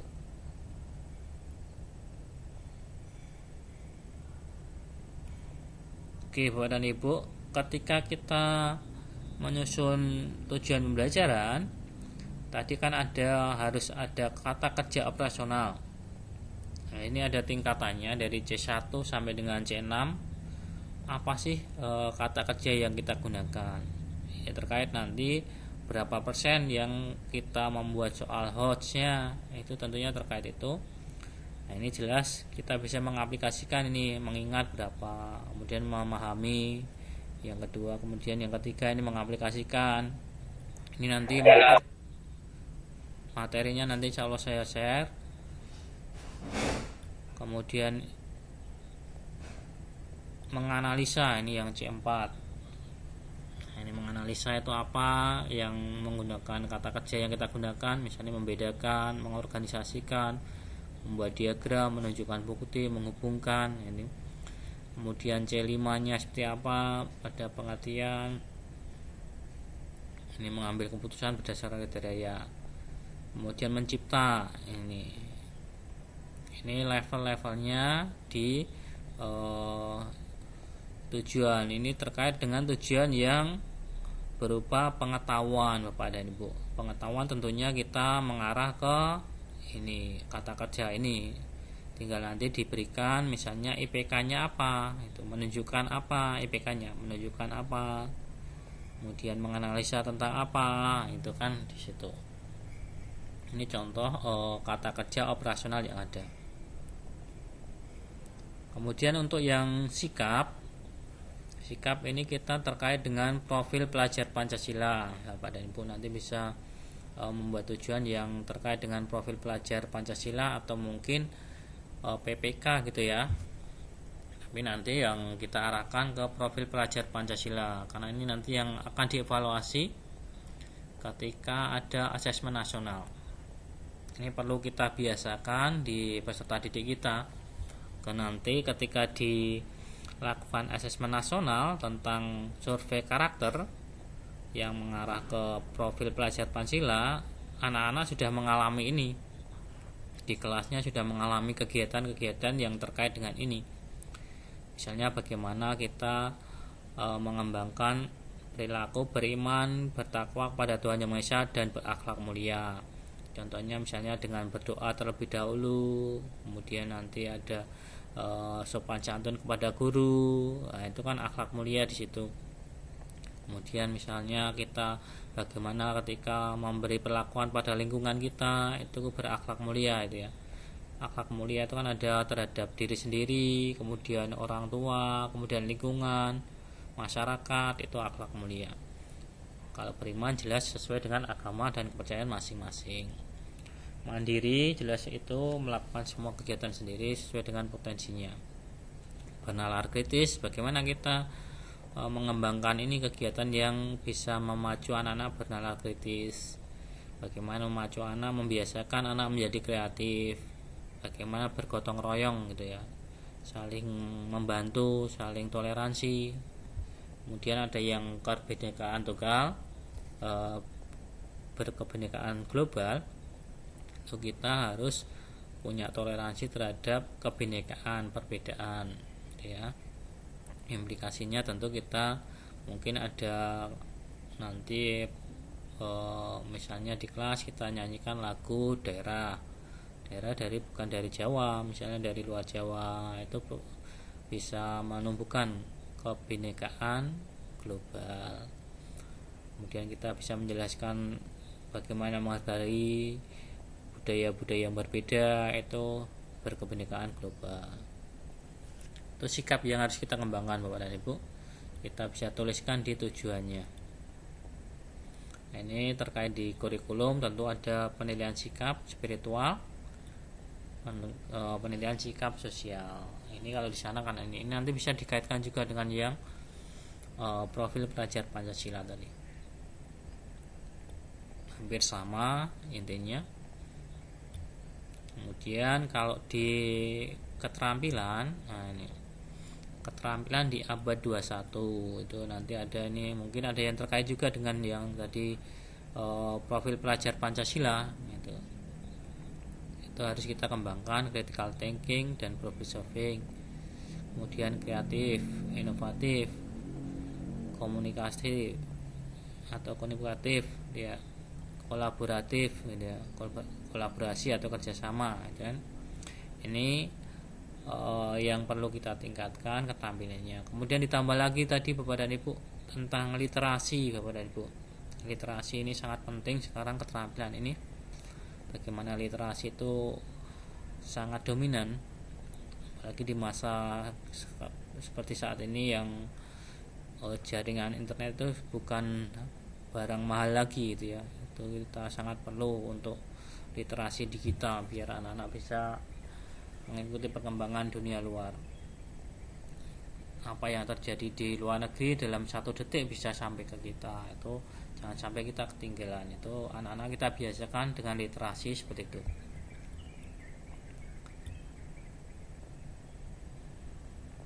Oke, selanjutnya adalah kegiatan pembelajaran Bapak dan Ibu. Ini langkah yang kedua, itu ya, kegiatan pembelajaran. Pembelajaran adalah proses interaksi antara peserta didik dengan pendidik dan sumber belajar pada suatu lingkungan belajar. Jadi pembelajaran itu proses interaksinya yang ada di kelas maupun di luar kelas, maupun kalau kegiatannya daring, yaitu interaksinya di situ bagaimana. Ini proses kegiatan pembelajarannya. Kemudian ada strategi pembelajaran. Strategi itu tahapan-tahapannya yang akan kita gunakan. Ya, tentunya ini harus kita pandu bagaimana kita mau menyiapkan alurnya, bagaimana strateginya. Ini terkait dengan metode kita gunakan ataupun pendekatan yang kita gunakan, model yang kita gunakan. Ada misalnya ada pendekatan tadi project based learning, ada inquiry. Itu. Proses pembelajaran dilaksanakan secara interaktif, inspiratif, menyenangkan. Ini jadi intinya di sini ada interaktif, tidak satu arah tapi 2 arah. Kemudian anak-anak interaktif bisa antar guru anak dengan anak, mungkin anak dengan sumber belajar yang lain. Itu sumber belajar di sini bisa yang misalnya dari kalangan profesional, mungkin dengan lingkungan, itu termasuk sumber belajar.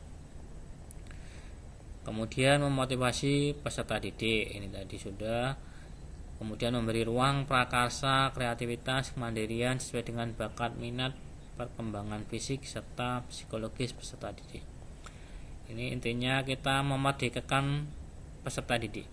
Semua potensi peserta didik diharapkan bisa berkembang melalui proses kegiatan pembelajaran ini. Tentunya anak-anak harus senang dulu gitu. Kalau di sekarang ada program sekolah ramah anak, itu salah satunya adalah untuk membuat anak-anak senang dengan sekolah, dengan pembelajaran, dengan sistem yang ada. Itu ketika semuanya senang, insya Allah nanti semuanya akan berjalan dengan mudah, gitu ya. Apapun kalau kita lakukan dengan senang, dengan semangat, nanti pasti hasilnya juga akan baik juga. Seperti itu. Itu kegiatan pembelajaran yang memerdekakan peserta didik. Selain itu juga kita harus mempersiapkan pembelajaran yang berdiferensiasi. Jadi pembelajaran yang memperhatikan bagaimana potensi si anak itu ya. Ini anak ini yang paling dominan di mana pengetahuannya, itu yang kita kembangkan. Kita dorong lagi, walaupun yang di bawahnya itu bisa kita dampingi juga, tetapi kita harus tahu mana sih potensi yang paling bagus yang untuk dikembangkan. Ini yang menjadi unggulan anak ini ya, ini yang perlu kita lihat gitu. Nah, kalau kita sudah punya ini anak ini lebihnya di misalnya kalau belajar melalui kerja kelompok, ini harus kita fasilitasi seperti itu. Itu untuk kegiatan pembelajaran. Oke, kegiatan pembelajaran intinya itu di kegiatan pembelajaran ada 3 Bapak dan Ibu, tetapi untuk metodenya nanti sangat banyak, nanti bisa di searching di internet sangat banyak. Di sini ada beberapa contoh. Di pembelajaran itu ada 3, yaitu kegiatan pendahuluan, kegiatan inti, dan penutup. Ini ada 3 itu aja. Bagaimana kita melakukan kegiatan pendahuluan? Tentunya ada persepsi, ada menyampaikan tujuan, bagaimana mengkondisikan kelas, itu kan nanti bisa dipelajari lebih banyak tentang kegiatan pendahuluan. Kalau kegiatan inti tentunya ini terkait dengan metode yang kita gunakan, metode, model, pendekatan yang kita gunakan seperti apa. Ini nanti sesuaikan dengan sintak yang ada di sana. Itu. Kemudian ada kegiatan penutup. Kalau kegiatan penutup ya tentunya ada refleksi, ada penilaian, kemudian ada penyampaian tujuan. Maaf bukan tujuan ya, udah nanti ke depan, pertemuan ke depan mau ngapain, itu salah satu di kegiatan penutup. Ini di kegiatan inti Bapak dan Ibu, tentunya terkait dengan pendekatan, metode, kemudian model, nanti bisa kita sesuaikan dengan KD yang kita bikin. Karena tentunya ini untuk scientific, ini yang umum ya. Di K13 scientific itu kan ada ini, ada observasi, kita mengamati dulu, kemudian kita menanya. Nah, ini mengkondisikan anak untuk menanya, untuk menalar, yaitu berpikir gitu ya, memikirkan. Setelah berpikir, memikirkan, kemudian mencobanya, mencoba bagaimana mempraktekkan, kemudian mengkomunikasikan hasilnya. Ini kan ada 5 tahap ini untuk scientific ini yang umum di K13 ini. Kemudian ada encourage based learning. Ini ada contohnya, ada tahapan observasi untuk menemukan masalah, merumuskan masalah, kemudian mengajukan hipotesis. Ini semacam kayak penelitian itu ya, encourage based learning itu. Mengajukan hipotesis, merencanakan pemecahan masalah, melaksanakan eksperimen, melakukan pengamatan dan pengumpulan data, analisis data, penarikan kesimpulan dan penemuan. Ini sejenis kayak penelitian ya Bapak dan Ibu. Kalau mau digunakan metode ini silakan. Kemudian ada problem based learning. Nah, ini problem based learning tahapannya ada 5. Ada yang pertama, mengorientasikan peserta didik terhadap masalah. Jadi arahkan dulu ke masalahnya. Apa sih masalah yang pengen dipecahkan, pengen diselesaikan, pengen digarap. Nah, kemudian mengorganisasikan peserta didik. Setelah kita tahu masalahnya, anak-anaknya tahu masalahnya, kita koordinasikan bagaimana penyelesaiannya. Dengan tugas kelompok kah, dengan diskusi kah, ataupun tugas mandiri kah, kemudian dipraktekkan ya. Nah, setelah itu kita organisasikan, kemudian kita membimbing dalam penyelidikan individu atau kelompok. Jadi nanti kan bisa itu kalau diskusi tentunya dengan kelompok, kita bagaimana membimbingnya agar kerja kelompok itu berjalan dengan baik, diarahkan dengan baik. Kemudian ini mengembangkan dan menyajikan hasil karya. Ini bagaimana kita membimbing untuk mengarahkan anak bisa membuat karya, mempresentasikan hasilnya bisa berupa misalnya bahan presentasi itu bisa macam-macam ya, bisa laporan, bisa poster, bisa video, itu macam-macam. Kemudian menganalisa dan mengevaluasi proses pemecahan masalah, apakah ini bisa menyelesaikan masalah yang ada. Ini problem based learning.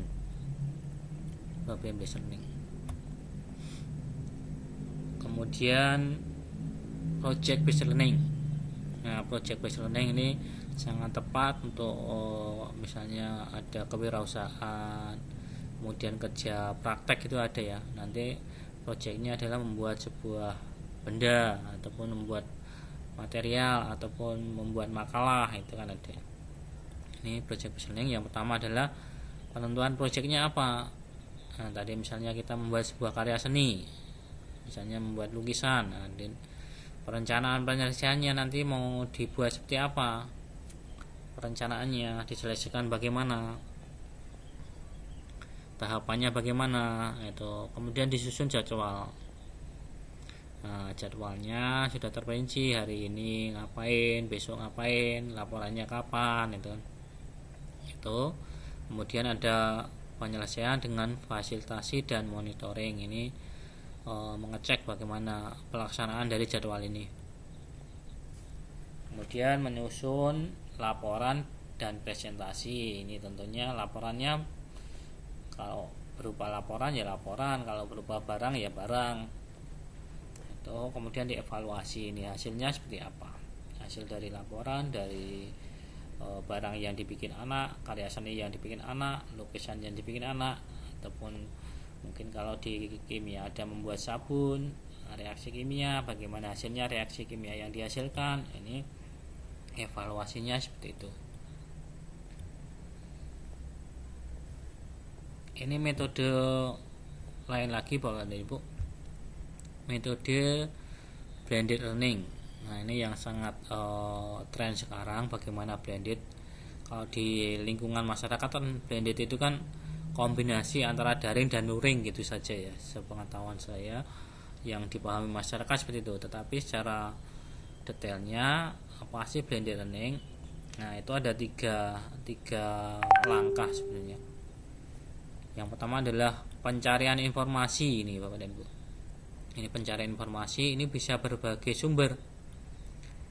Ini sumber itu kan bisa, kalau kita pembelajaran bisa yang tadi luring, daring, kemudian mandiri, anak-anak bisa ngerjakan online sendiri, kemudian melakukan praktek sendiri. Itu pencarian informasi, itu tahapannya yang pertama. Kemudian tahap penemuan ataupun memahami itu ya, ini proses di dalam diri anak. Ini proses di dalam diri anak itu ada bagaimana menemukan, bagaimana memahami dari informasi-informasi yang didapat dari kegiatan awal, itu dipahami, diproses dalam alam pikiran, dalam pikiran anak-anak. Itu kemudian tentunya ini dikaitkan dengan pemahaman-pemahaman yang sudah ada, dikaitkan dengan sumber-sumber yang lain. Nah, itu kan dikonfrontasikan, itu benar atau enggak.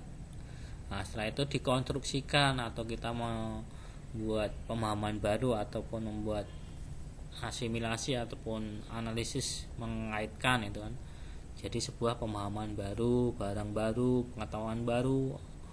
Itu ini proses blended learning gitu ya, yang di masyarakat dikenal kombinasi luring dan daring gitu. Tapi intinya di sini ada tiga, itu pencarian informasi, kemudian internalisasi, proses internal di dalam diri, kemudian mengeluarkan dari proses internal tadi menjadi suatu barang baru ataupun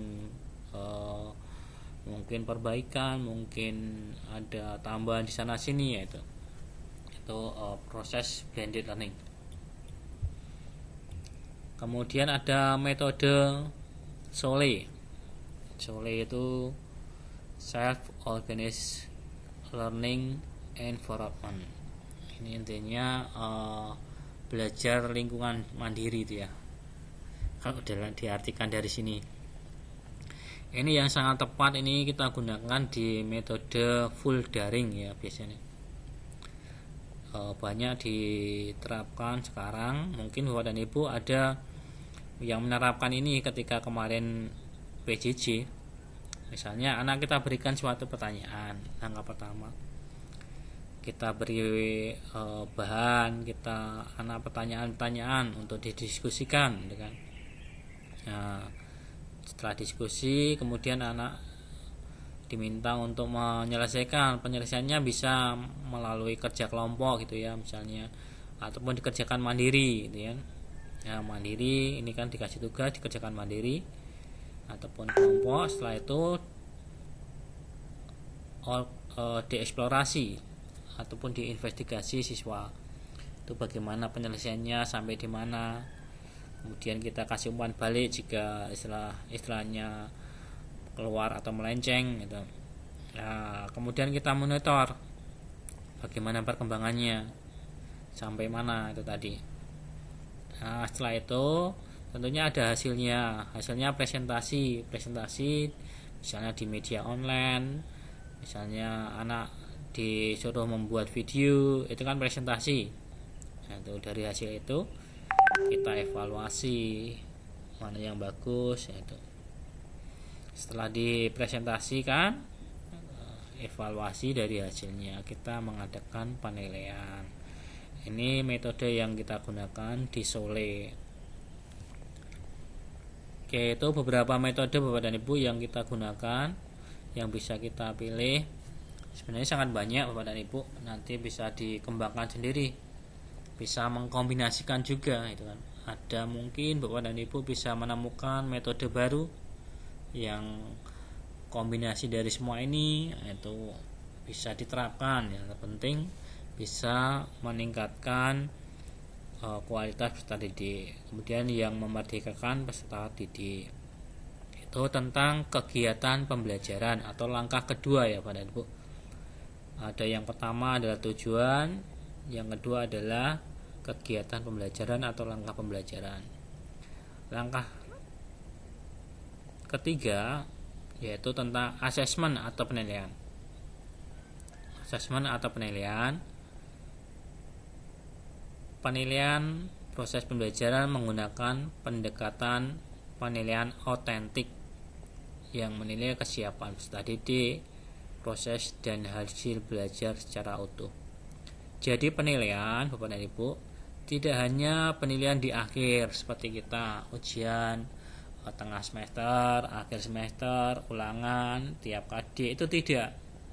Itu penilaian otentik itu dari penilaian dari awal, penilaian dari kesiapannya peserta didik, bagaimana pemahaman awalnya. Tadi kalau saya memberikan Mentimeter itu salah satunya, bagaimana kita melihat kesiapan peserta didik, bagaimana kondisi fisiknya. Misalnya yang ada anak yang pakai kacamata, ketika kacamatanya ketinggalan diminta kita ke depan biar jelas, itu kan salah satu penerapan dari hasil penilaian kita tentang peserta didik. Kemudian ketika proses pembelajaran, kita ngamati juga bagaimana kalau ada diskusi, kita amati anak-anak yang misalnya yang punya kemampuan lebih dalam menyampaikan sesuatu, menyampaikan hasil, itu yang mana, yang tidak aktif yang mana, itu penilaian proses. Kemudian penilaian hasil, yang tentunya yang biasanya kita utamakan ini biasanya Bapak dan Ibu.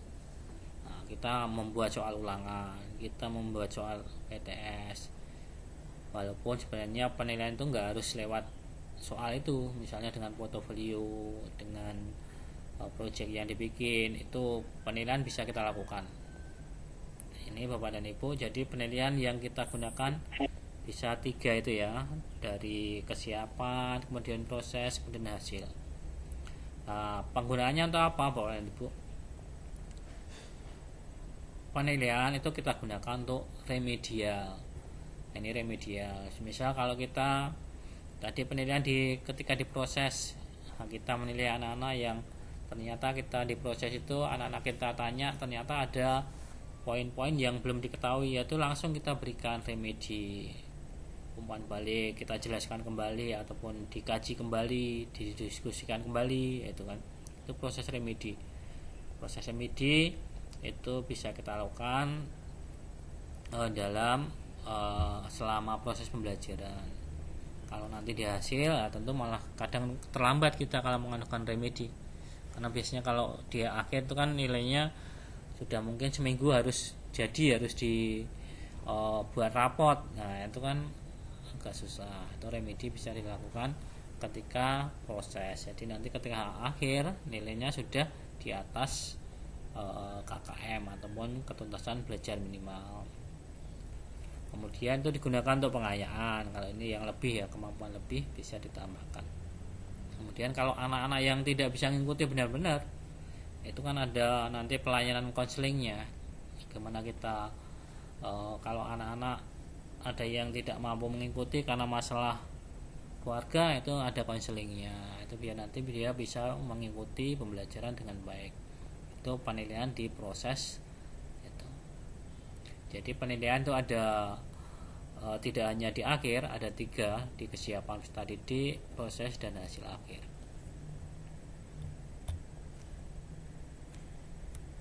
Nah, yang ada di penilaian apa aja? Ada membuat rencana penilaian, memuat jenis atau teknik penilaian, ada pedoman pencekorannya, kemudian mencakup 3 kompetensi, pengetahuan, keterampilan, dan sikap. Ini khusus yang sikap, yang ini PKN dan pendidikan agama dan budi pekerti. Ini yang wajib. Kalau yang lain, mapel yang lain memberikan penilaian tapi nanti diberikan ke wali kelas. Kemudian sesuai dengan IPK-nya atau kompetensinya atau KD-nya itu ya. Kemudian ini ada yang soal HOTS-nya berapa persen. Itu kan harus sekarang wajib ya, soal HOTS-nya. Kalau nanti Bapak dan Ibu bisa mengarahkan di penilaian tuh, Bapak dan Ibu bisa lihat contoh-contoh soal literasi, numerasi itu ya. Itu yang dikaitkan di mata pelajaran dimasukkan itu.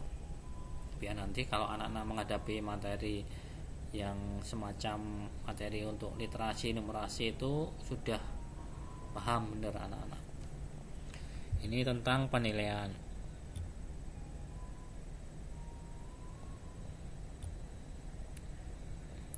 Untuk penilaian akhir, hasil akhir, ini yang terakhir ya Bapak dan Ibu. Di penilaian itu kalau kan tadi ada 3, penilaian kesiapan, penilaian proses, kemudian hasil. Nah, kalau hasil ini ada 3 ini. Bagaimana menilainya? Ini ada sikap. Nah, yang sikap ini paling utama adalah observasi. Ya harus ada, itu harus observasi. Kalau yang lain ini adalah penunjang saja. Nah, ini. Kemudian untuk keterampilan, bagaimana kita menilai keterampilan? Ada project, produk, portofolio, tertulis. Ini untuk keterampilan.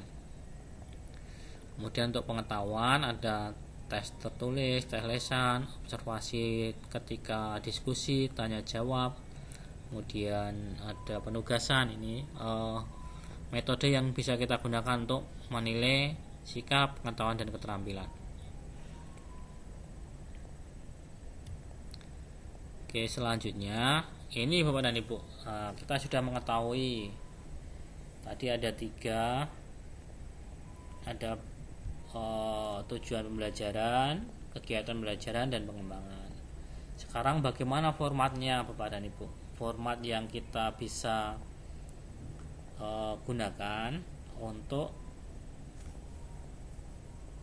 menyamakan itu ya, menyamakan format RPP-nya. Walaupun sebenarnya tidak ada harus menggunakan ini, tidak, tetapi seperti yang saya sampaikan, harus ada minimal ada 3, tetapi di Jawa Tengah 5. Di Jawa Tengah itu 5, identitas, tujuan pembelajaran, kegiatan pembelajaran, penilaian pembelajaran, kemudian yang terakhir adalah lampiran. Ini contohnya formatnya. Nah ini formatnya Bapak dan Ibu. Kalau Bapak dan Ibu ada nanti bisa mengacu ke sini. Kalau sekarang sudah punya RPP, nanti bisa dimasukkan. Saya punya link, nanti saya bagikan di chat. Nanti langsung akan berhasil ada RPP dengan format yang ini.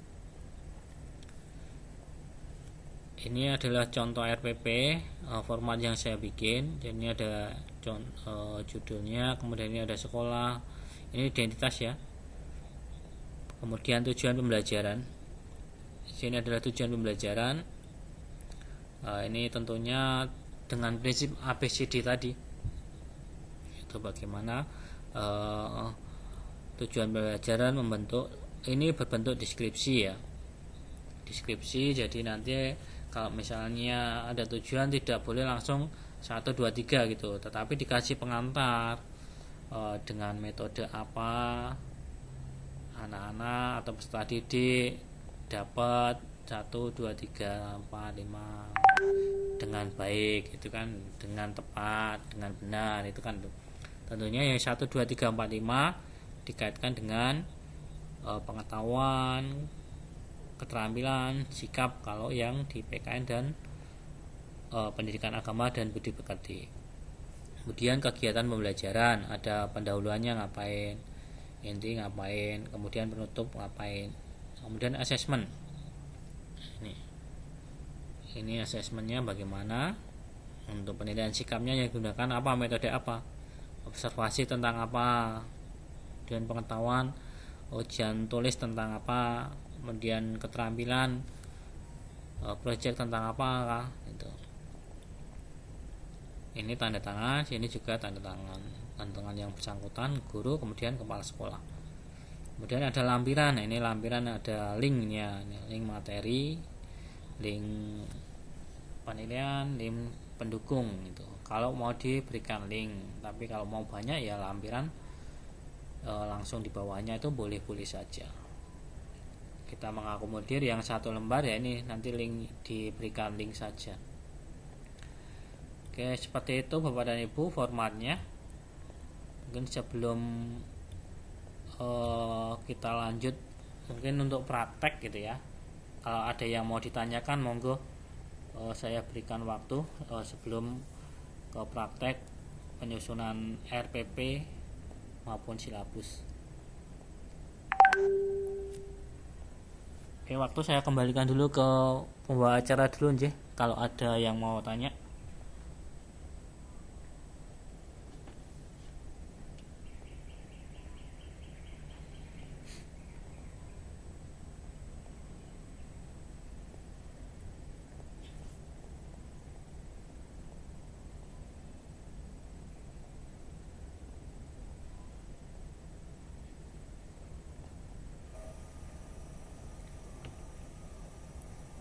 Adakah yang mau tanya pada itu?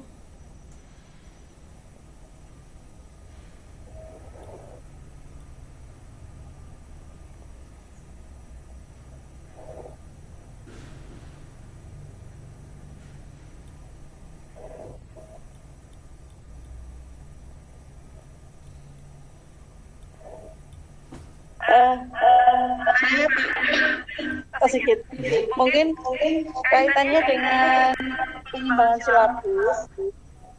Jadi kalau misalnya kita mengembangkan melihat situasi yang sekarang ini, misalnya begini, untuk mata pelajaran prakarya atau kewirausahaan itu ada satu kajian tentang budidaya tanaman hias. Nah, kalau melihat situasi saat ini, bolehkah kita dari sekolah itu tidak ke arah tanaman hias, tetapi kita ganti dengan tanaman obat. Misalnya kita mau mengembangkan atau budidaya tanaman jahe atau tanaman kunyit dan seterusnya. Seperti itu, Pak. Jadi mengarahnya pada, kalau tanaman hias itu kan identik dengan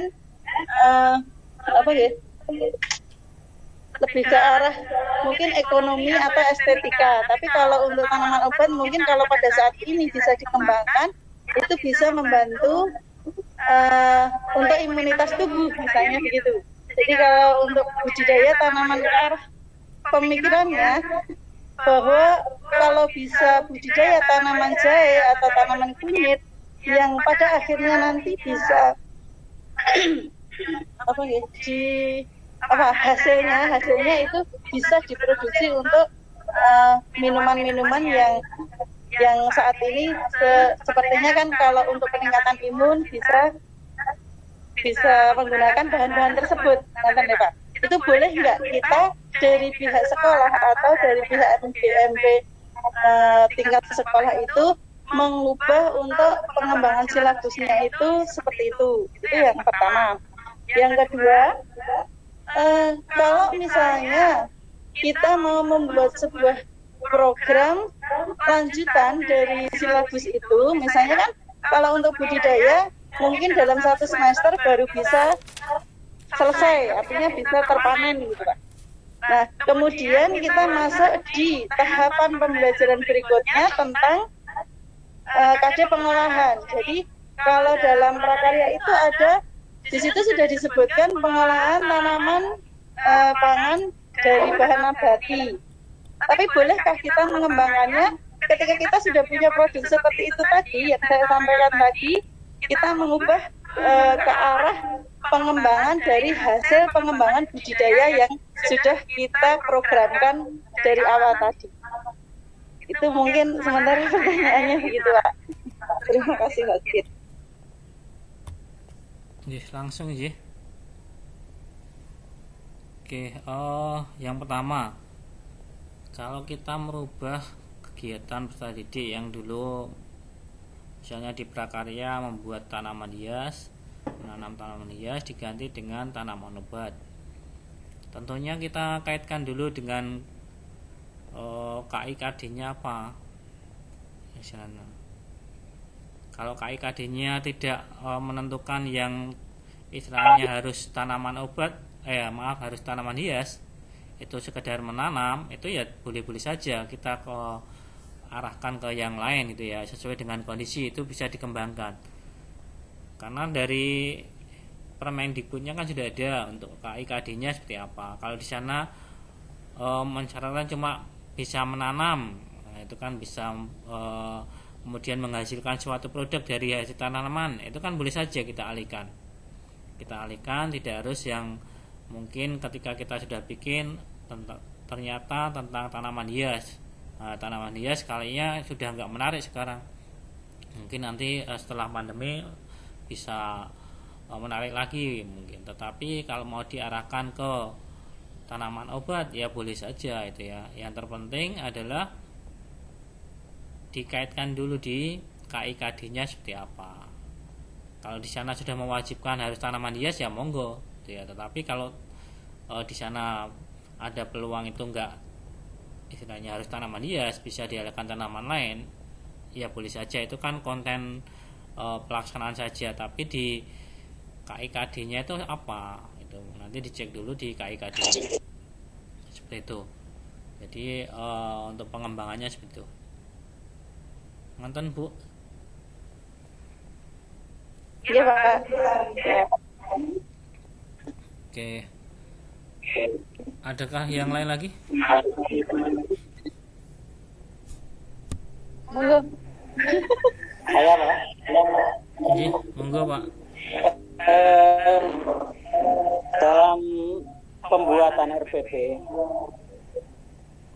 kita sebenarnya kan tidak mungkiri bahwa RPP itu kebanyakan copy paste. Jadi tidak sesuai dengan kondisi keadaan yang sekarang. Nah, dalam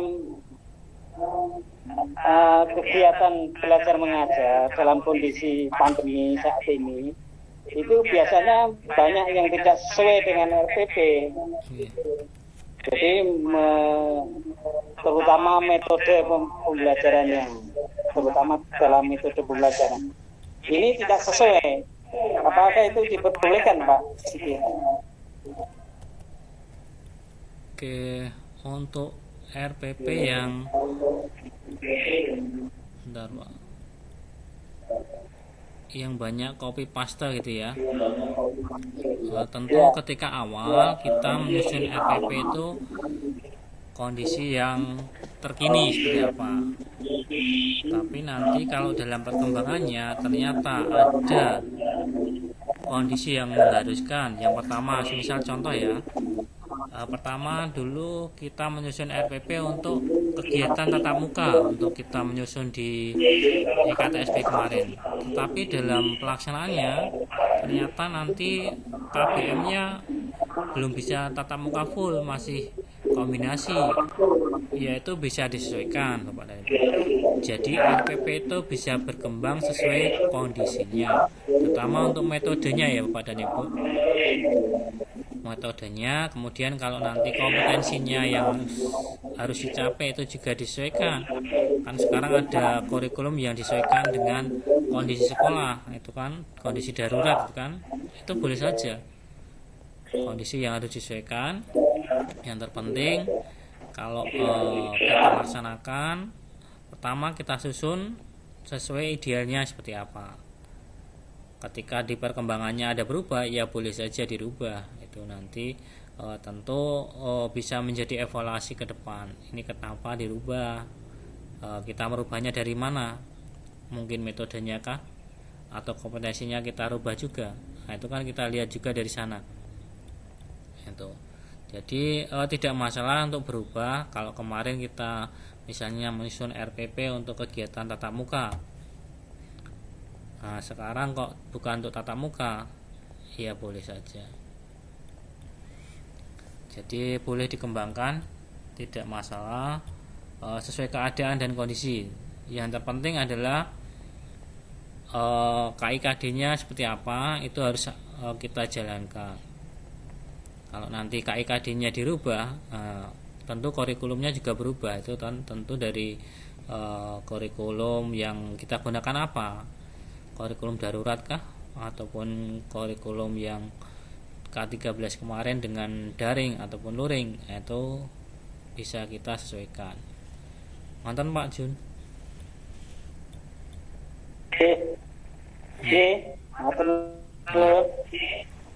Oke, ada lagi?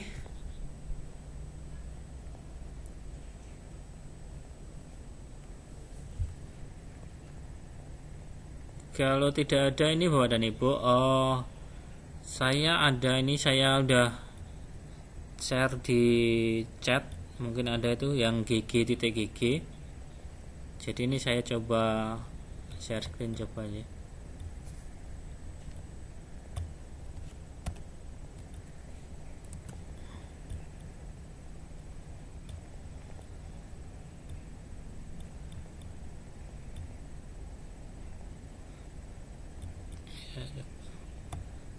Saya di chat sudah nge-share nih. Itu gg.gg garing RPP SMA SE 14 14. Ini aplikasi yang saya bikin Bapak dan Ibu. Kalau nanti Bapak dan Ibu mau bikin RPP yang baru, ini bisa digunakan. Ini saya coba share. Bentar, saya proses ini saya.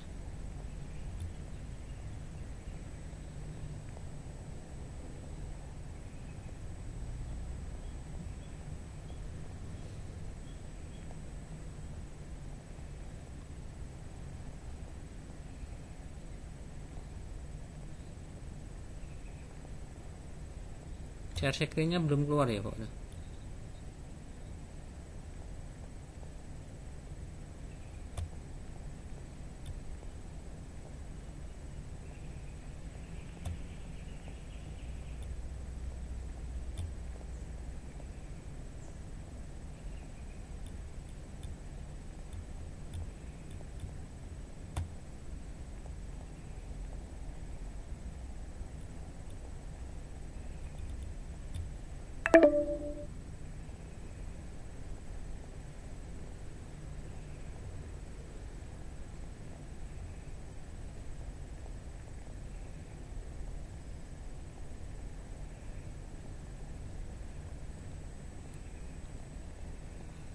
Oke, jadi saya bikin aplikasi berbasis Google Form Bapak dan Ibu.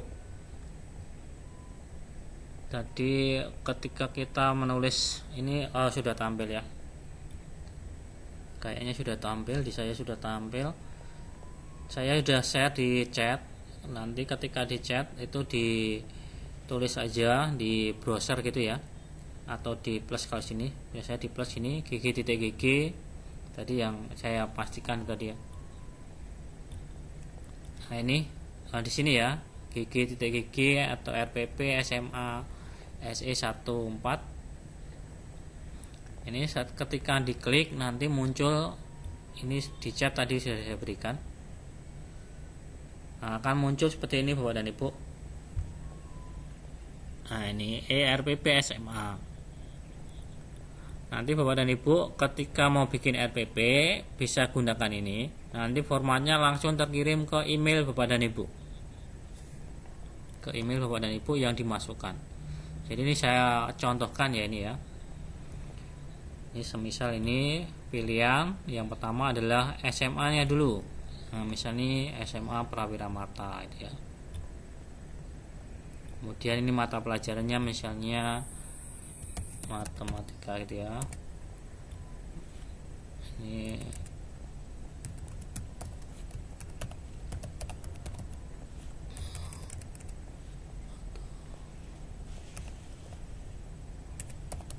Ini kelasnya berapa gitu ya.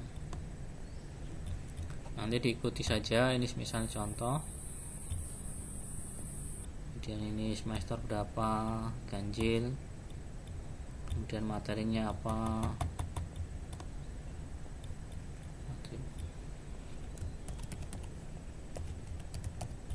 Dan alokasi waktunya ini berapa jam gitu ya. Jam pelajaran misalnya ada 8. 1 KD gitu ya. Ini kita berikan berapa kali, 3 pertemuan. Kemudian ini tujuannya apa, tadi kan tujuannya sesuai tadi dengan metode apa gitu ya, dengan inkurin atau sole siswa dapat ngapa gitu kan. Ini pendahuluan apa, misalnya persepsi gitu ya, salam gitu ya. Kemudian intinya ini sesuai sintaknya apa tadi ya, sintaknya 1. Nanti kalau nomor 2 ya di enter itu bisa 2, 3 itu bisa. Penutup ini umpan balik gitu ya. Nah, penilaian sikapnya misalnya sikapnya observasi kejujuran. Nah, kemudian penilaian pengetahuannya tes tertulis himpunan. Ini contoh keterampilannya, kalau nggak ada ya strip saja ya. Kemudian ini kalau ada linknya link materinya apa, kalau misal gigi.gg gitu ya silakan. Kalau nggak ada ya di strip saja gitu ya. Nah ini sama. Kemudian kabupaten kotanya ini misalnya Sukoharjo. Kemudian tanggalnya ini tanggal misalnya ini Juli 2021. Nama guru misalnya ini nama saya. Kemudian NIP-nya berapa kalau ada, kalau nggak ada ya di strip gitu ya. Kemudian nama kepala sekolah. Ini misalnya ini contoh. Kemudian ini NIP-nya kalau ada, monggo. Alamat email. Nah, ini yang penting Bapak dan Ibu. Emailnya sesuai email Bapak dan Ibu.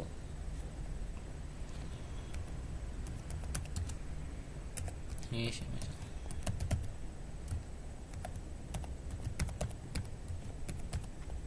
kemudian ini kita kirim.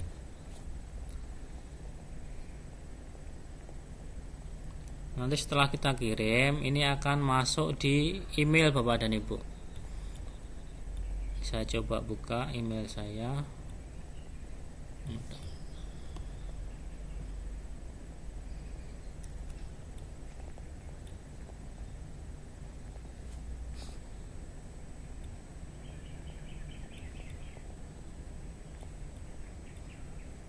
Itu nanti hasilnya akan masuk di email Bapak dan Ibu.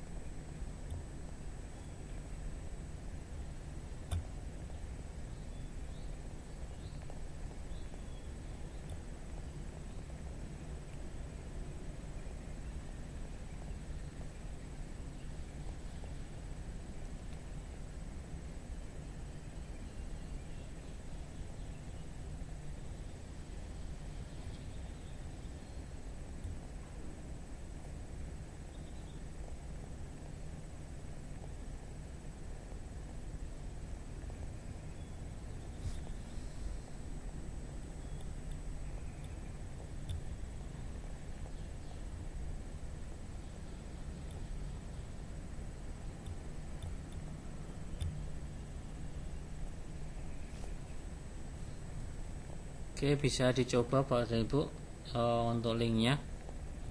Nanti kalau mau menggunakan format yang seperti ini,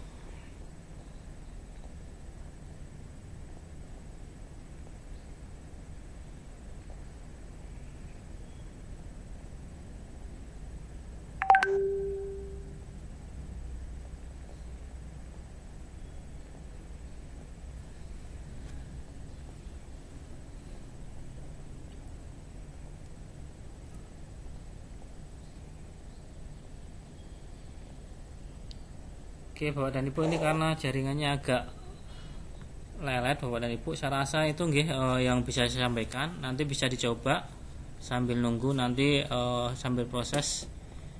Silakan Bapak dan Ibu bisa mempraktekkan untuk membuat RPP maupun silabus sesuai dengan panduan SE 14 tahun 2019.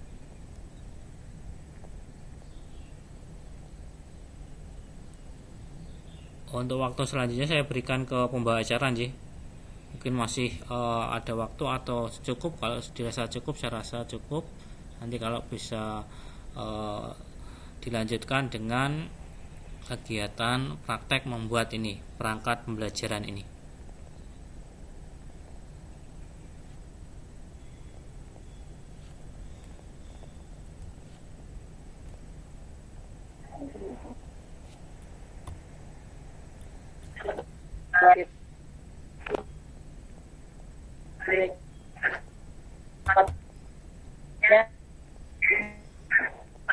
Di itu yang hadir di SMA Mata. Untuk itu mudah-mudahan apa yang disampaikan Bapak akan mempermudah kami dalam penyusunan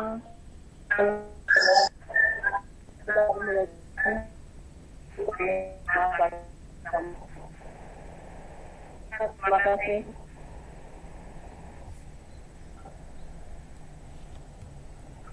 Kenapa?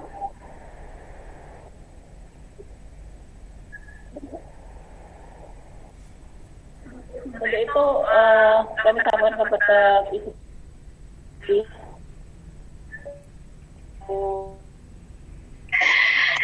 Terima kasih.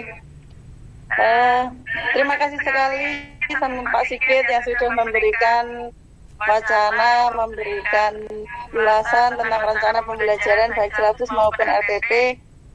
Ini sangat berguna sekali bagi kami, menambah wawasan kami, dan juga kedepannya insya Allah kita akan lebih bisa menyesuaikan dengan format-format yang memang harus dipenuhi secara lengkap dan sistematis. Matur nuwun Pak Sigit.